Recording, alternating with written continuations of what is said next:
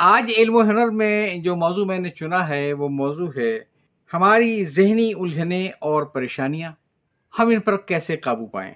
آپ کو معلوم ہے کہ روز بروز ہماری ذہنی پریشانیاں بڑھتی چلی آ رہی ہیں۔ یہ ذہنی الجھنیں اور پریشانیاں ہمیں گھر میں اپنے گھر والوں کے رویوں سے پیش آتی ہیں، محلے پڑوسیوں کے رویوں سے پیش آتی ہیں۔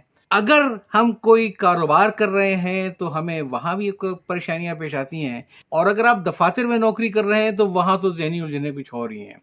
ہاں، یہ سب ہماری ذہنی پریشانیوں کا ایک سبب ضرور ہے، لیکن واحد سبب نہیں ہے۔ اصول ہے 80-20 کا، یہ مینجمنٹ کا اصول ہے، اور اصول یہ ہے کہ ہماری جتنی پریشانیاں ہیں اس کا سبب 20% وہ واقعات ہیں جو ہمارے ساتھ پیش آتے ہیں، 80% ہم خود ہیں۔ یعنی ہمارا اس پر رد عمل کیا ہے؟